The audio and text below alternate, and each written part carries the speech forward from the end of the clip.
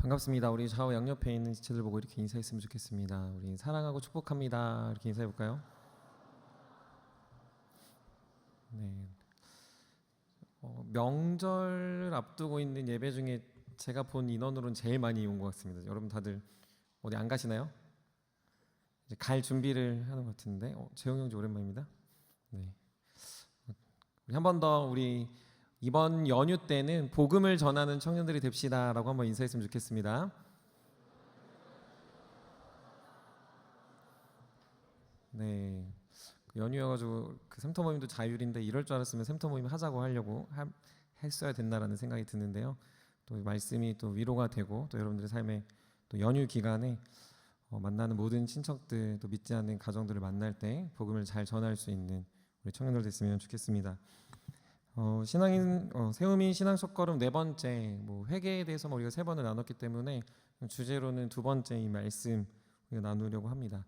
이 말씀을 나눌 때에 특별히 말씀이라는 것에 대해서 제대로 된 깨달음이 여러분들의 삶에 있길 바라고 그가 안에서 여러분들의 믿음이 더 장성해지기를 소망합니다. 여러분들 하루 중에 여러분들 가장 많이 보는 것이 무엇입니까? 가장 빠르게 검사하는 것은 요즘 많은 청년들이 쓰고 있는 아이폰에서도 보면 스크린 타임을 잘 살펴보면 좋습니다. 얼마 전에 한 지체가 자신의 스크린 타임에 성경이 1번으로 떠 있는 것을 보면서 참 멋있는 삶을 사는구나라고 생각이 들었습니다. 많은 청년들이 인스타, 유튜브 혹은 뉴스, 주식, 게임 등 다양한 것들을 하고 그것이 자신의 스크린 타임의 1번이 될 때가 많이 있습니다. 시간 가는 줄 모르고 슈츠를 넘기기도 하고 잠을 청하지만 그곳에서 핸드폰을 보면서 그러다가 잠을 청하는 일도 많이 있는 것을 알고 있습니다. 그러면서 우리가 속고 있죠. 교회도 다니고 믿음이 있으니 나는 주님을 잘 따르고 있다라고 말이죠. 하지만 사실 우리의 관심사와 우리의 취미는 결국 그 사람의 주된 목적이 되고 그 사람의 삶의 방향이 됩니다. 말은 주님을 사랑하고 주님을 따라간다고 하지만 그 사람이 매번 보는 것, 그 사람의 전부를 차지하는 시간은 결국 부인할 수 없는 그 사람의 존재가 되고 마는 것이죠. 연예인 중에 조혜련이라는 분이 있습니다. 여러분들 잘 아시겠지만 이 조혜련이 인플루언서죠. 많은 기독교 인플루언서들 중에서 이 조혜련 씨의 독특함이 한계가 있다면 이분은 어디 나와서 대단한 이야기나 영향력을 끼치진 않습니다. 하지만 이 사람이 나타나는 기독교 방송에 그분은 성경을 읽으라, 성경을 가르치고 우리가 흔히 아는 파노라마나 개관 같은 수업을 평신도인 이 조혜련 씨가 하는 것들을 보곤 합니다.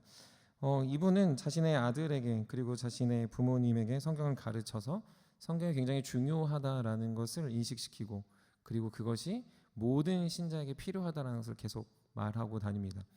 언젠가 이분과 관련된 일화를 듣게 됐습니다. 이분이 목사님들이 모여있는 모임에 가서 자신의 간증을 했다고 합니다. 그리고 간증이 다 끝나고 나서 목사님들과 같이 이동하며 목사님들께 이렇게 물으셨대요. 목사님, 제가 성경을 읽으니 너무 좋습니다. 목사님들도 성경 많이 읽으시니 좋으시죠?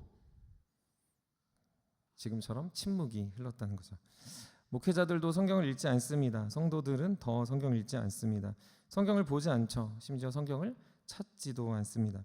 신앙이 있어 교회를 다니고 신앙을 자랑하며 자신을 드러내지만 성경을 모르는 시대에 우리가 살고 있습니다. 신앙은 보이는 것이라 믿습니다. 행함이 없는 믿음은 죽은 믿음이니 행하려 합니다. 그래서 열심도 있고 헌신도 있습니다. 하지만 그 신앙생활에 정작 중요한 성경 하나님의 말씀이 사라지는 시대인 것이죠. 오늘날의 많은 통계나 그리고 한국 갤럽에서 조사한 것에 따르면 종교심은 계속해서 떨어진다라고 보고가 되고 있습니다. 2005년부터 2020년까지의 자료를 보면 매해 종교인은 줄어들고 있습니다. 근데 놀라운 건 뭐냐면요. 2020년 절의 기독교 인구가 2015년에 비해 1%가 늘었다라는 조사가 있습니다. 이게 왜 그럴까라고 가만 생각해 보면 기독교 인구가 늘었다라고 하지만 기독교 인구에는 이단도 포함되기 때문에 아마 그 기간에 이단이 많이 왕성해진 것들을 감안해 볼 때 이단의 수가 아닐까라고 추측해 볼 수 있습니다. 그래서 한 가지 더 찾아봤습니다. 무엇이냐면 그럼에도 이 한국 사회가 기독교인과 불교인과 종교인들은 좀 사라지지만 영적인 분위기가 늘어나고 있지 않냐라고 찾아보니 오히려 한국 사회 안에서 종교심은 사라지는 것 같으나 영적인 관심은 늘어난다라는 지표가 나타났습니다. 그것이 무엇이냐면 20, 30대 중에 이런 영적인 관심으로 타로나 점술이나 혹은 운세들을 보는 비율은 60%에 육박한다라는 조사가 나온 것이죠. 세상은 종교를 떠나지만 결국 영적인 관심은 늘어나고 있는 아이러니한 세상에 살고 있습니다. 교회는 떠나지만 신적인 존재는 믿고 자신의 성공과 유익을 위해서라면 기대고 싶은 마음이 계속 나타나는 시대에 우리는 살고 있습니다. 그래서일까요? 교회를 다니는 사람도 그렇게 신앙생활합니다. 교회를 다니는 사람도 그렇게 하나님을 이해합니다. 따분하고 공부하고 배워야 되는 말씀은 잘 보지 않으면서 자신에게 유익이 되는 순간에 와서 기도해야 될 것 같고, 이걸 하지 않으면 불편해질 것 같고, 내가 하나님께 무언가를 드리지 않으면 내 인생이 꼬일 것 같으니 점술 보듯 타로점 보듯 사주 보듯 그렇게 신앙생활하는 사람들이 늘어나고 있는 것이죠. 하나님을 찾는 목적과 하나님을 예배하는 이유와 하나님을 통하여 신앙생활하는 것이 전부 자기입니다. 평안함을 위해서이고 자신의 안녕을 위해서입니다. 심지어는 교회 나와 성공하기 위해 하나님은 자신의 인생의 조력자로 전략하기도 합니다. 개인의 어려움을 해소하기 위해 기도하는 건 필요합니다. 하지만 그것이 전부가 되어 신앙생활을 하다 보니 무엇이 사라질까요? 말씀이 사라지고 있죠. 말씀을 보는 행위는 점점 사라집니다. 성경책도 들고 다니지 않아서 사라지는 게 아니라 우리가 그런 시대에 신앙이 없어져 신앙의 첫걸음을 제대로 띄지 못해 우리의 신앙은 무미건조해지고 계속 우리는 체험과 감정과 경험을 논하며 우리의 신앙을 빗대어 설명할 때가 많이 있는 것이죠. 사랑하는 세움 여러분, 한 주 동안 하나님의 말씀을 여러분의 관심에 두고 살다 오셨습니까? 여러분들 스크린 타임을 열면 가피풀이 여러분들의 상위권을 차지하고 있습니까? 여러분들 하나님의 말씀을 통해 한 주간 사셨습니까? 아니면 여러분들의 필요와 여러분들의 유익을 위해 신앙을 이용하셨습니까? 조금 더 편하게 생각해 보면 여러분 한 주 동안 주님을 얼마나 생각하다 오셨습니까? 아니면 한 주 동안 주님은 저 멀리 있다가 이제 교회 가야 되니까 내일 교회 가야 되니까 교회를 가야 되는 나의 존재니까 그래 조금 회개하자라는 마음으로 이 자리에 오셨습니까? 저도 어릴 적 신앙생활을 생각해 보면 성경을 읽는 건 상상을 못했습니다. 상상을 못했어요. 성경 읽는 사람이 있느냐라고 물어봤습니다. 하지만 그 당시 때 저는 83년생입니다. 제가 이제 초등학교 때는 96년쯤이었으니까 그 당시 때 성경책이 무엇이 유행했냐면요. 아마 지금도 있겠지만 큰 글 성경이라는 게 있습니다. 성경책이 이만한 게 있어요. 이만한 게. 근데 그게 유행이어서요. 큰 글 성경을 모든 친구들이 다 들었어요. 근데 저도 도겸이를 봐서 알지만 이제 무거운 거는 잘 들고 다니지 않고 이렇게 놓고 다니거든요. 제가 이제 어렸을 적 기억이 있습니다. 제 성경책은 오락실에 있었습니다. 오락실 혹시 아세요? 네, 오락실이라는 것이 있는데요. 이렇게 생긴 게 있어요. 이렇게 뭐 뿅뿅뿅뿅 하고 여러분들 지금 뭐 펌프도 하고 이런 데가 있는데요. 그런 데가 있습니다. 지금 게임방 같은 곳인데 그곳에 가서 항상 제 성경책 이렇게 덩그러니 놓여져 있는 걸 봤습니다. 제가 교회를 예전에도 한번 얘기했지만 교회를 갔다가 나올 때 오락실 거기 위에 성경책을 두고 오락하다 재밌어서 그냥 집에 돌아오고 그러다가 주일 갈 때 성경책 어디 있지? 오락실에 있었지 하고 아침에 교회를 가면서 오락실에서 성경책을 주워서 다시 교회를 가고 이 생활의 패턴이 반복된 거죠. 이 성경책이 신기하게도 오락실에 또 사라지지 않는 기적을 날마다 발휘했습니다. 그래서 아무도 읽지 않고 아무도 가져가지 않은 이 벽돌 같은 성경책을 오락실에 두고 늘 저는 그곳에서 성경을 찾았죠. 그래서 주일날 이렇게 피면 소리가 쩍쩍 났어요. 이렇게 어딜 펴라 그러면 쩍쩍 났고 이렇게 하면 이렇게 막 붙어 있고 나중에는 성경이 한 10년 20년 돼서 겉은 엄청 낡았지만 안에는 늘 새 거의 표지로 제 안에 있었다라는 것이죠. 사실 이 생활의 반복 안에 제 신앙은 당연히 골마갔고 저는 하나님을 부인하는 지경에까지 이르기도 했습니다. 여러분들은 이렇게 저의 이런 모습을 들으면서 목사님도 저랬구나 나도 그렇구나 이렇게 희희낙낙 그럴지 모르지만 여러분들 신앙은 괜찮으신지 한번 점검해 보셨으면 좋겠습니다. 오늘 세우민 신앙의 첫걸음 두 번째는 그래서 말씀입니다. 뜬구름 잡는 감정과 체험에 신앙은 초점을 두지 않습니다. 경험을 했다고 그것이 신앙이 있다고 말하지 않습니다. 여러분들이 헌신한다고 신앙이 있다고 보지 않습니다. 여러분들 안에 생명력이 있는가? 여러분들의 신앙은 생명을 뿜어내고 있는가를 점검하는 것, 그것이 말씀인 것이죠. 고아원을 운영한 조지 뮬러 목사님이 있었습니다. 아주 유명한 목사님이고요. 기독교 서점에 가면 5만 번 기도 응답받은 분으로 유명한 분이 계십니다. 흔히 말해서 레전드 오브 레전드죠. 기도를 이렇게 많이 했는데 기도가 이렇게 많이 응답된 사람이 있는가 해서 기도를 엄청나게 강조할 때 꼭 말하는 사람이 이 조지 뮬러 목사님입니다. 그래서 많은 부흥사분들이요, 기도 열심히 하십시오라고 할 때 이 조지 뮬러 목사님을 말하곤 합니다. 저도 물론 그럴 때 말하기도 합니다. 그런데 이 목사님이 한 유명한 말 하나가 있습니다. 꼭 기억하셨으면 좋겠는데요. 이렇게 말했다라고 합니다. 나는 기도하기 전에 반드시 성경을 먼저 읽습니다. 왜냐하면 내 마음을 하나님의 생각과 일치시키기 위해서입니다. 라고 말이죠. 많은 사람들이 기도에 초점을 맞추지만요, 이분은 정작 기도하기 전에 자신이 하나님의 말씀 앞에서 자신의 삶을 조율하고 튜닝하는 것을 했다라는 거죠. 자신의 문제 앞에 그냥 바로 달려가 기도하지 않았습니다. 그냥 문제가 자신의 삶에 체험되는 것으로 나아가지 않았어요. 자신은 오히려 말씀을 읽고 하나님이 무엇을 원하시는가를 간구하며 바른 기도를 드리기에 노력했다라는 것이죠. 많은 사람들이 영성을 강조하고 영성이 중요해지는 시대에 살고 있을 때 많은 사람들이 기도를 합니다. 예배를 드립니다. 신앙생활을 합니다. 공동체 생활도 합니다. 리더도 하고요. 헌신도 하고 선교도 갑니다. 교회 안에 많은 봉사도 합니다. 그러나 무엇이 없습니까? 말씀이 없습니다. 말씀으로 그것을 하지 않고 자신의 감정과 기분과 어떤 느낌과 문화로 그것들을 할 때 우리 삶은 철저히 무너지고 있다는 것이죠.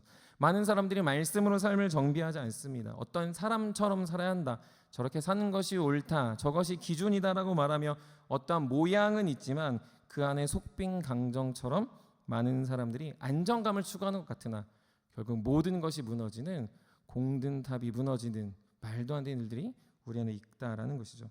우리는 그래서 말씀을 보자라고 말하는, 지금 이 설교도 그렇지만 말씀을 보자라고 말하는 것 같은 이 호소에 우리는 불편합니다. 불편하죠. 굉장히 불편합니다. 이유를 한번 생각해 봤어요. 나름 열심히 공감하기 위해 생각해 봤습니다. 첫 번째 이유, 책이니까 라는 이유입니다. 한국 성인 중에 10명 중 6명은 단 한 권의 책을 읽지 않는다고 합니다. 여러분 정죄하는 거 아닙니다. 그냥 통계예요. 10명 중 6명이 1년에 단 한 권의 책을 읽지 않는다는 건 활자를 읽지 않는 시대인 거죠. 근데 성경은 모두가 활자입니다. 그림이라도 있으면 좋은데 그림도 없습니다. 도겸이가 유년부에서 성경책을 샀는데 그림이 1도 없어요. 그러니 당연히 읽겠습니까? 이걸 읽을 수가 없는 거죠. 그래서 여러분들이 못 읽는가라고 합리화할 수 있겠다라고 생각해 봤습니다. 근데 이건 좀 너무 우리가 대학교를 다 다니고 있고 어느 직장도 다니고 열심히 카톡도 하고 활자를 볼 텐데 조금 이건 좀 부족하다라고 생각해서 두 번째 이유를 한번 생각해 봤습니다. 뭘까요? 두 번째 이유는요, 봐도 모르니까, 봐도 무지해서 읽지 못한다라는 것이죠. 사실 많은 사람들이 무지하긴 합니다. 저도 아직 모르는 부분들이 분명 존재합니다.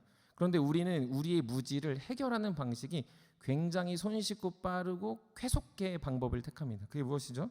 요즘에는 AI로 그것들을 다 해소하는 거죠.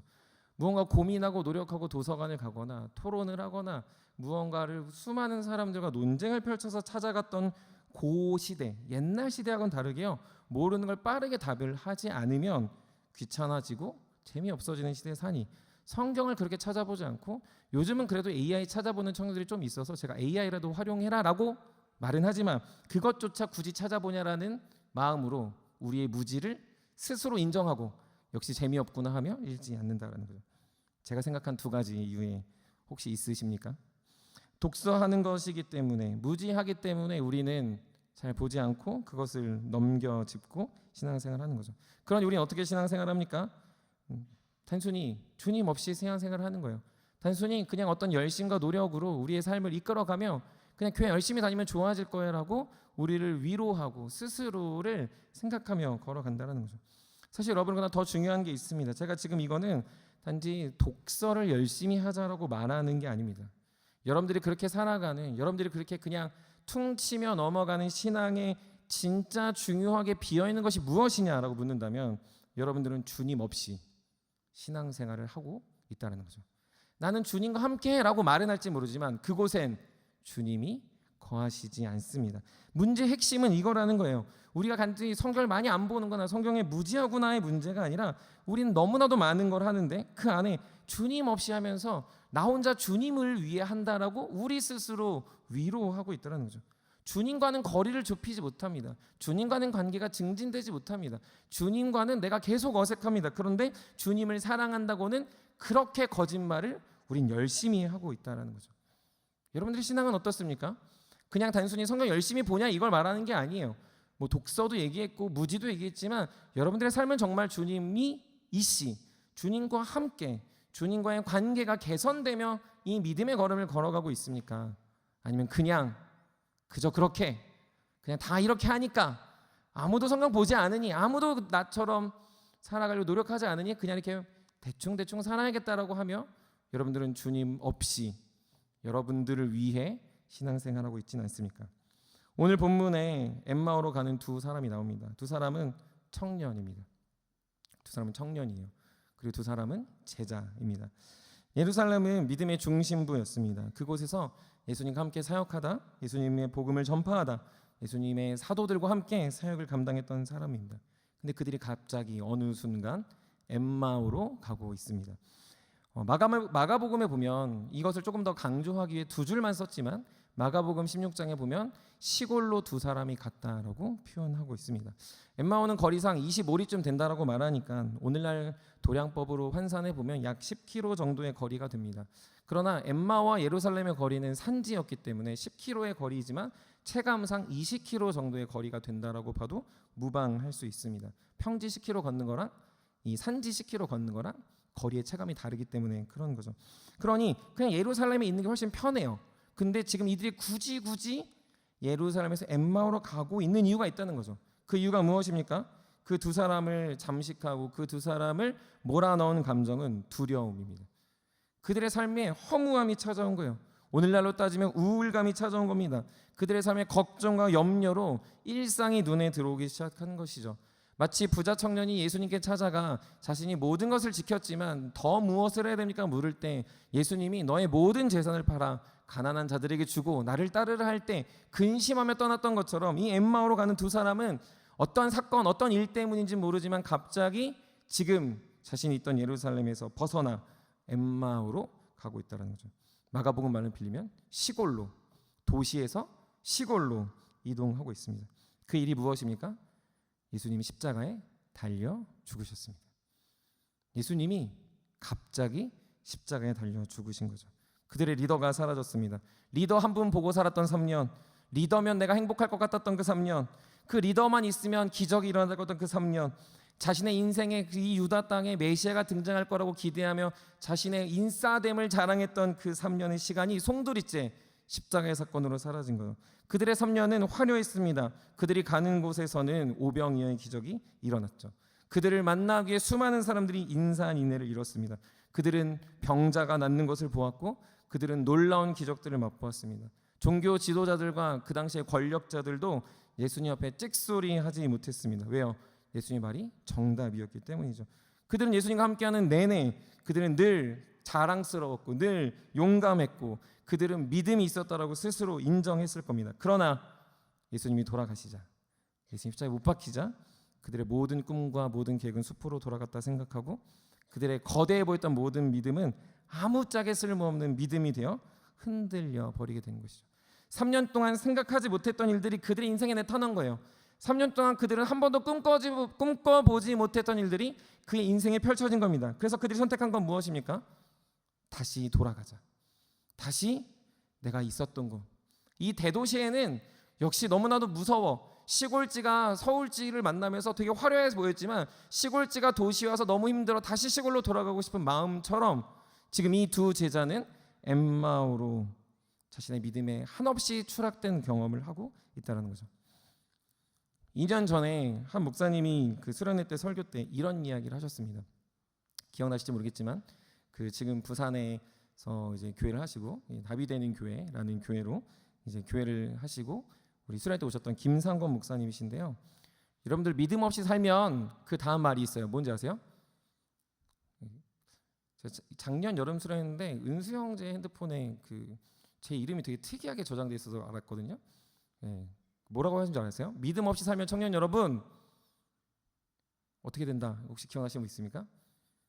인생 조진다. 다시 한번 해드릴까요? 믿음 없이 사는 청년들은 인생 조지는 겁니다라고 했습니다. 그래서 그 은수 형제 핸드폰에 제가 조지는 조지 목사 뭐 이렇게 저장이 돼 있어요. 그래서 제가 이게 뭐야? 그랬더니 제가 그 말에 꽂혔다고 해가지고 저장을 해놨더라고요. 여러분 이 두 사람 인생 조진 겁니다. 그쵸? 인생 조진 거예요. 3년 동안 인생 걸고 살았는데 리더가 사라졌고 자신의 믿음 없으니 드러났으니 인생 조진 거죠. 끝난 겁니다. 사실 모든 꿈이 사라진 거예요. 여러분들 인생 조지지 않았습니까? 여러분 이 시간 투자했잖아요. 여러분 40대 때는 안전할 수 있습니까? 그때 가서 인생 조져가지고 여러분 그때는 엠마로 돌아가지 않을 자신이 있습니까? 47기들 묻습니다. 여러분들 돌아갈 거면 지금 돌아가십시오. 인생 조졌다라고 말하기 전에 돌아가셔야 돼요. 여러분 놀고 싶으면 지금 가셔야 돼요. 왜냐면요 믿음 없이 살고 말씀 없이 살면요 내가 어느 순간 인생 조졌다고 진짜 내가 믿음 없음을 고백하며 주님을 영영 떠난 날이 찾아올 수 있다는 거죠. 제자들이 그러고 있는 겁니다. 엠마오로 가는 두 사람은요 우리에게 일격을 가하고 있는 거예요. 수련회에서 은혜를 받죠. 청소년 시기에 주님 만났을 수 있습니다. 여러분들이 봉사를 할 수 있습니다. 여러분들이 부서에서 대단한 일들을 할 수 있습니다. 그러나 그것이 무언가의 어떤 상황에 어떤 일을 통해서 여러분들이 무너지고 있다면 여러분들은 주님과 만나지 않았고 주님이 여러분과 함께하지 않으며 주님과 관계가 깊어지지 않았기 때문에 여러분들은 스스로 인생 조졌다 하며 주님을 떠나는 믿음 없는 자의 자리에 여러분들도 놓일 수 있다라는 거죠. 성경은 그러지 말라고 이야기하는 거예요. 성경은 그것이 틀렸다라고 이야기하는 거고요. 성경은 그것이 왜 문제였는가, 왜 그럴 수밖에 없는가를 말씀에 빗대어 말씀의 기준 두어 설명하고 있는 것이죠. 사랑하는 새우매 여러분, 여러분들에게 말씀이 있길 간절히 소망합니다. 여러분들에게 빈 강정처럼 속이 비어서 화려해지지 마시고 여러분이 단단해서 흔들리지 않은 마태복음에서 이야기하는 굳건한 반석 위에 세운 집들이 되기 위해서는 말씀이 채워져야 된다는 거예요. 그러면요 내 인생이 조졌다라고 하는 게 아니라 이것이 맞구나라고 말하는 너무나도 놀라운 하나님의 사람의 삶을 살아갈 수 있다는 거죠. 여러분 그 일을 어떻게 이루십니까? 예수님은 인생이 망했다라고 생각한 두 사람에게 찾아가십니다.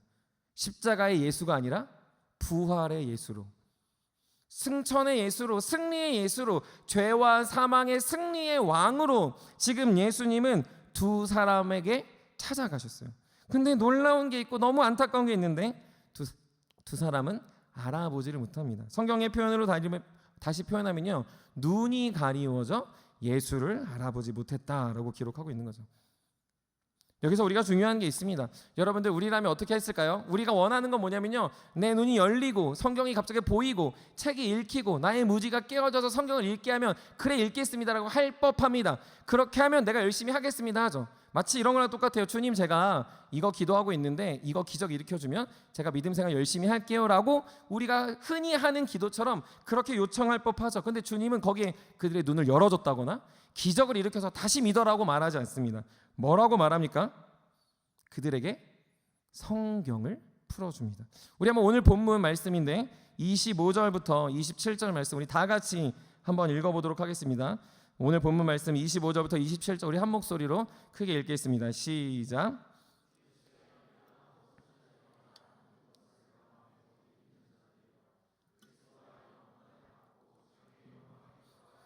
아니냐 하시고 이에 모세와 모든 선지자의 글로 시작하여 모든 성경에 쓴 바 자기에 관한 것을 자세히 설명하시니라. 아멘. 여기에 모든 성경이라고 말하는 건 그 당시 썼던 구약 성경을 의미합니다. 모세오경, 역사서, 선지서를 통합한 말이죠. 여기서 말하는 일관된 주제가 있어요. 일관된 메시지가 있습니다. 그건 뭐냐면 메시아, 예수 그리스도, 구원자, 그들의 구주가 바로 자신 예수 그리스도가 된다라고 얘기하는 거죠. 지금 두 명이 혼나는 게 아니에요. 예수님 너무 화나서 넌 이것도 몰랐어라고 말하는 게 아닙니다. 진짜 믿음은 말씀이 세워지니 다시 말씀을 가르치고 있는 거죠. 다시 그들에게 말씀을 선포하고 있는 겁니다. 진짜 신앙을 세워주기 위해 죽어있는 십자가의 예수가 아니라 부활한 그 예수님이 그들에게 다시 한 번 더 말씀을 심어주고 말씀을 가르쳐주고 있다는 것이죠. 일전에 한 청년이 찾아와 이런 질문을 했습니다. 목사님 정말 예수님 믿고 싶습니다. 정말로 많이 열심히 살아가는 청년들처럼 저도 신앙을 갖고 싶습니다라고 저한테 물어봤어요. 그래서 그 청년이 왜 절 찾아왔냐고 제가 그 청년에게 다시 반문했습니다. 저는 그럴 능력도 없고 나는 그럴 힘도 없다. 왜 찾아왔냐 하니까 그 청년이 그러는 거예요. 목사님은 답이 있을 줄 알았습니다. 그래서 제가 그 청년에게 그랬습니다. 나는 답이 없습니다. 전 정답이 아닙니다.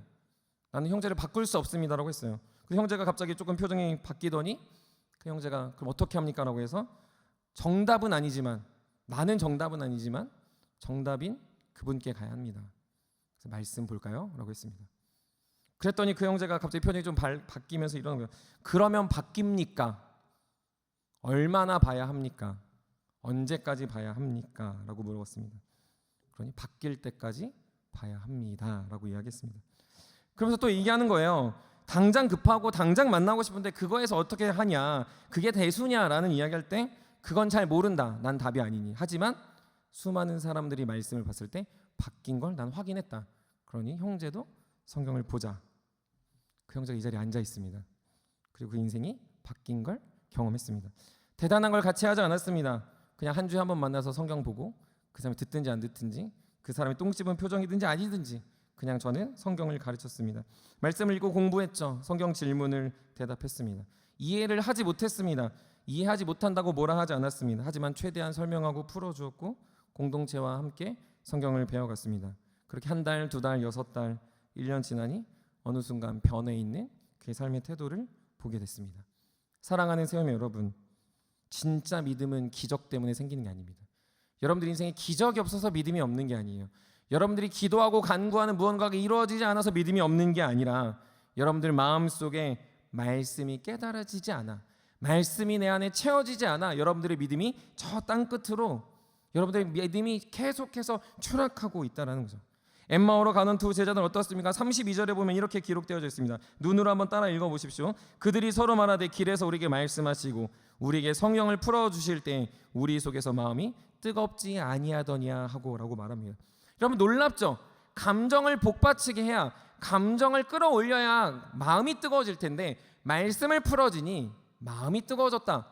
여러분 이게 성경에서 말하는 루트라는 거예요. 우리는 가슴이 뜨거워서 성경 읽어야 될 것 같죠. 기적을 경험해야 주님 열심히 믿을 것 같죠. 누군가가 나를 섬겨주고 사랑해줘야 내가 주님 사랑한다고 말할 수 있을 것처럼 여겨지지만 성경은 전혀 반대로 이야기한다는 거죠. 말씀을 보고 말씀을 깨닫고 말씀이 내 안에 들어오면 내 감정, 내 마음이 뜨거워져 그것 안에서 신앙의 걸음이 시작된다. 그것이 첫 걸음이다라고 이야기하고 있습니다. 사랑하는 세우미 여러분, 묻고 싶은 게 하나 있어요. 여러분들은 언제 마음이 뜨겁습니까? 여러분들은 언제 가슴이 콩닥콩닥 하십니까?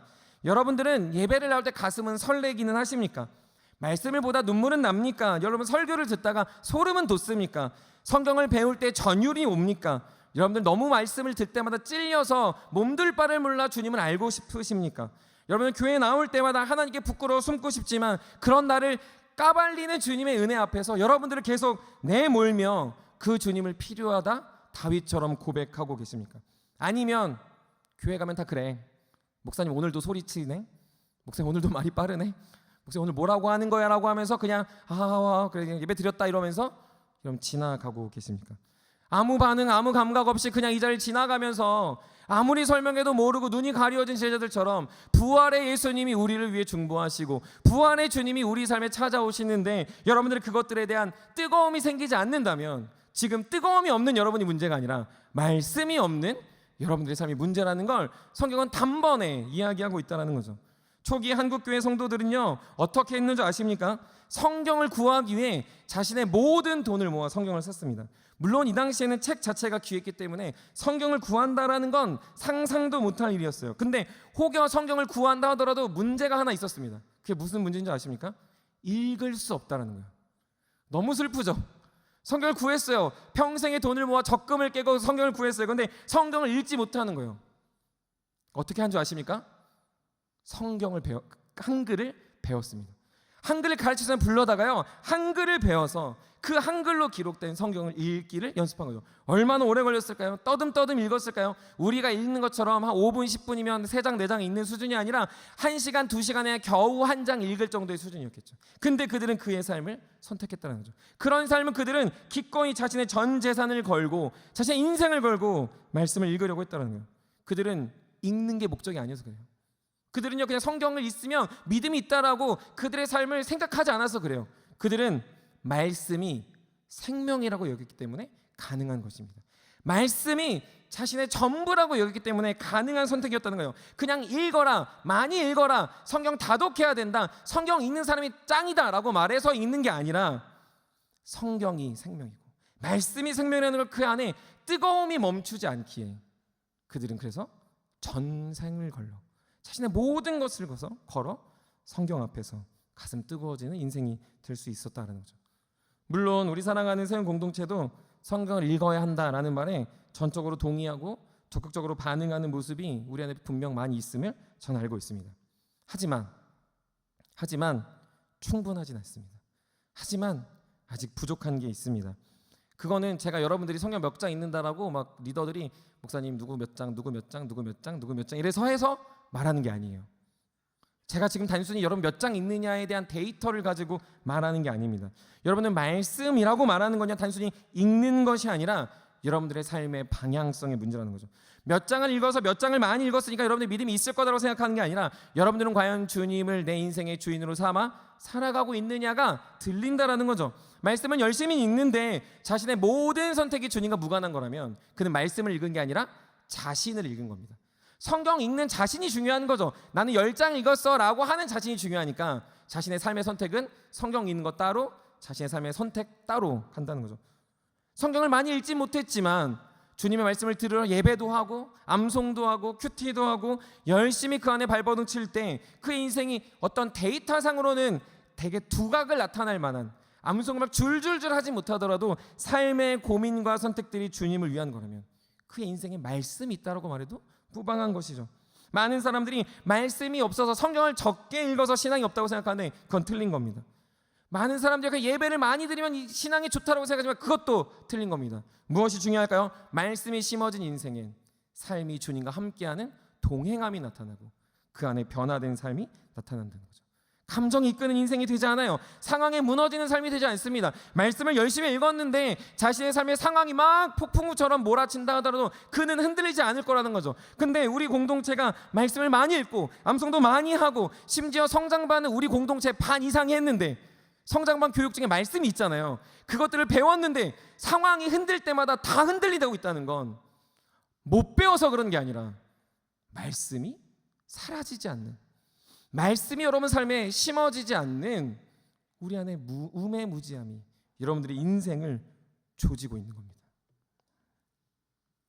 여전히 많은 사람들이 뜨거움을 요청합니다. 여전히 많은 사람들이 기적을 요청해요. 하지만 주님은 여러분들에게 말씀을 요구합니다.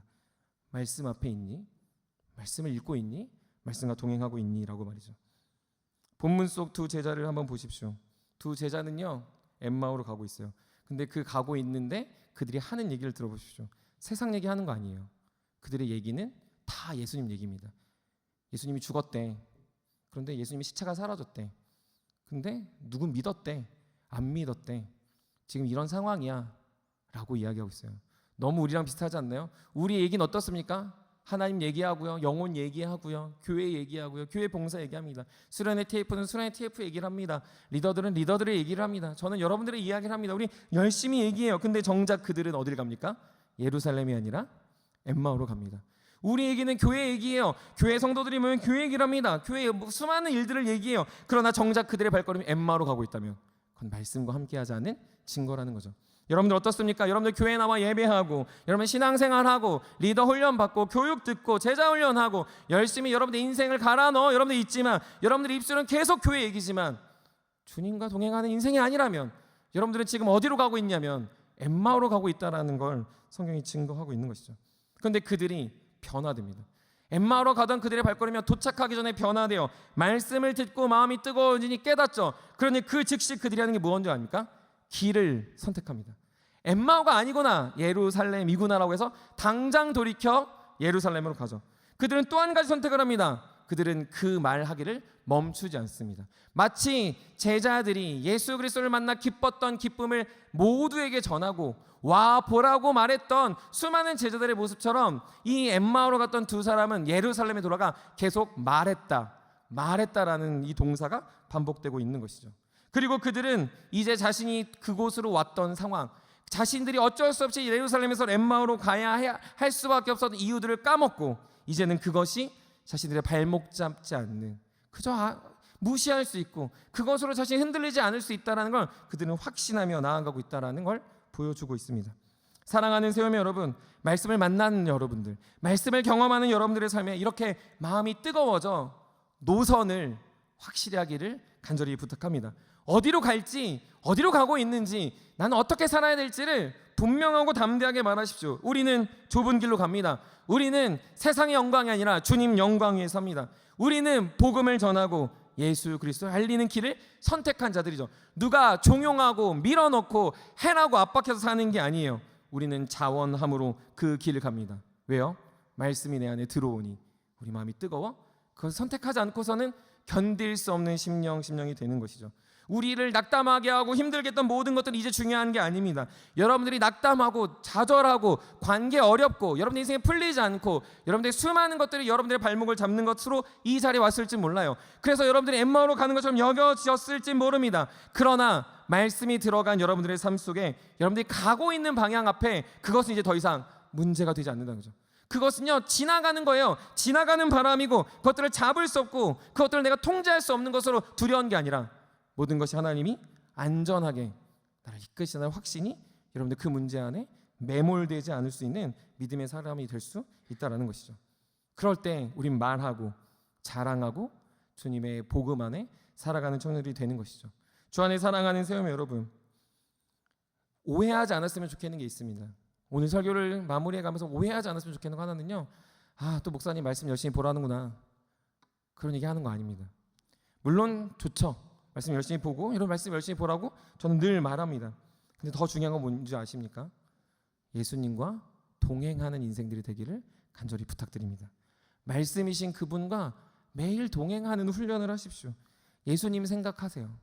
복음 생각을 한번 해보세요. 아침에 눈을 떠서 뭐 하고 살까, 뭘 해야 될까, 뭐 먹을까, 어디 카페를 가야 되나, 어떤 일을 해야 되나 생각하기 전에 주님은 오늘 나에게 무슨 일을 원하실까, 내가 이런 일을 할 때 주님은 어떤 기쁨이 있으실까를 생각해 보십시오.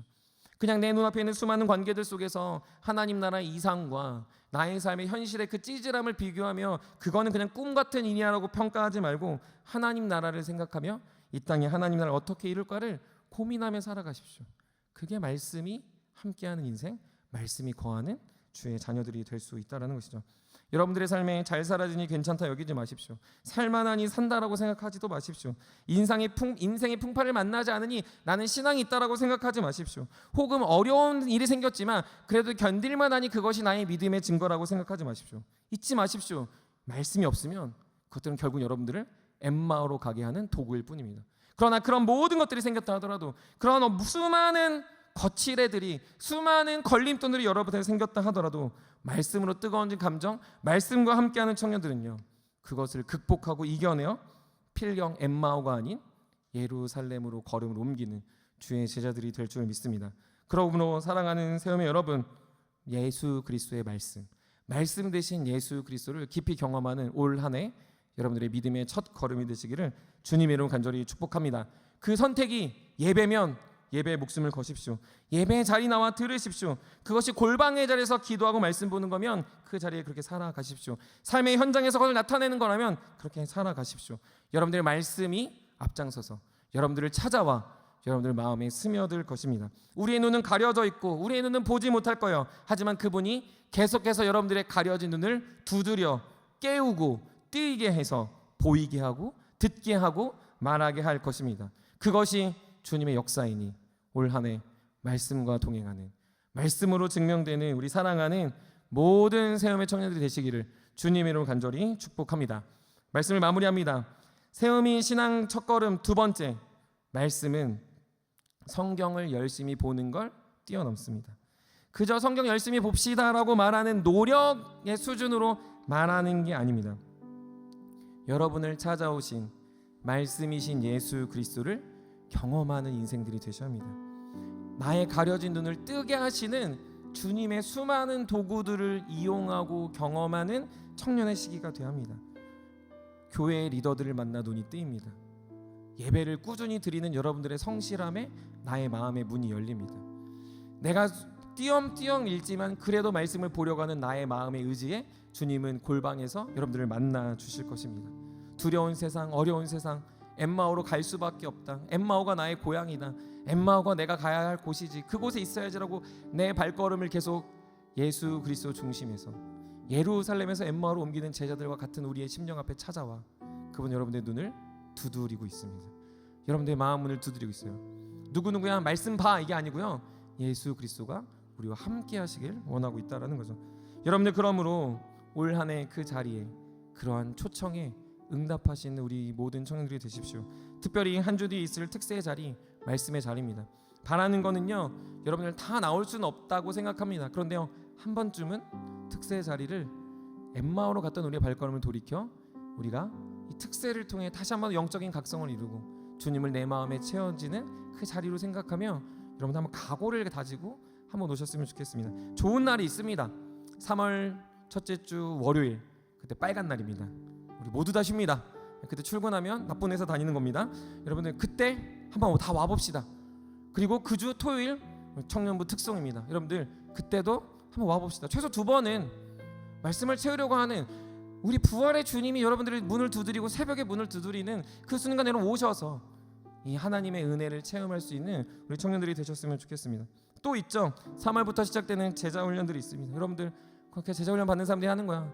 목사님이 그냥 하는 거야 이게 아니에요. 여러분들 말씀을 채워넣는 그 자리에 여러분들을 계속 몰아넣어야 합니다. 여러분들이 계속 주님이 찾으시는 그 자리에 여러분들이 거해야 돼요. 그때 여러분들의 눈이 열리고 인생이 바뀝니다. 세우민, 성장반, 양육반 잘잘 정할 것 없이 여러분 그 자리에 여러분들을 몰아넣으신 그곳을 인도하시는 주님과 동행하여 말씀을 누리는 청년들이 되십시오. 그렇게 살아갈 때 올 한 해 성경 많이 읽었습니다. 목사님 제가 몇 독했습니다. 이것보다 주님 제가 목사님 제가 하나님 제가 주님과 동행하는 인생이었군요. 제 인생의 걸음이 엠마오가 아닌 예루살렘이었군요라고 고백할 수 있는 저 여러분들의 믿음의 고백이 되기를 간절히 소망합니다. 그렇게 첫걸음을 내딛으십시다. 특별히 바라기는 우리 사랑하는 47기들 우리 세가프도 잘 참여한 걸로 들었고 열심히 믿음 생활하고 있는 걸 들어서 참 기쁩니다. 그런데 멈추지 마십시오. 이제 시작입니다. 제가 늘 얘기해요. 새내기들한테 가장 위험한 시기는요 1, 2월이 아니에요. 3월입니다. 3월에 새내기들 반절이 떠나더라고요. 왜 그런 줄 아십니까? 1, 2월 달 놀아서 그래요. 1, 2월 달 놀기만 해서 그래요. 말씀을 받지만 놀면 끝나는 거예요. 놀면서 말씀도 보고 말씀이 여러분들의 놀매의 이유가 돼야 됩니다. 그러니 새내기들 기억하십시오. 그냥 교회 재밌어서 나오는 걸로 끝나지 말고 이 시간 이 활용을 잘해서 여러분들 떠나지 않게 할 말씀에 거하셔서 여러분들이 이 공동체의 주인과 같은 주인공이 되는 리더들이 되는 사람들이 되셨으면 좋겠습니다. 얼마 안 남았습니다. 새내기들 2주 시간 남았는데 2주 시간 동안 그냥 열심히 놀지만 말고 노는 그 자리자리에 믿음의 선배들과 말씀 보시고 말씀으로 견고히 세워지는 시간들이 되길 바랍니다. 47기들만 얘기하니까 좀 서운하시죠? 여기 계신 모든 분들도 동일합니다. 말씀으로 잘 채우셔서 우리가 정말로 올 한 해 말씀 안에 첫걸음을 잘 내딛었다 고백하는 우리 모든 삶이 되기를 그렇게 간절히 기도합니다. 우리 다 같이 일어나서 우리 새로운 찬양인데요. 우리 아이자야 61의 이 곡인데 혹시 아시는 분들은 아실 거라 생각이 듭니다. 우리 하나님 말씀으로 우리 같이 찬양하시고 기도 자리로 나아갔으면 좋겠습니다.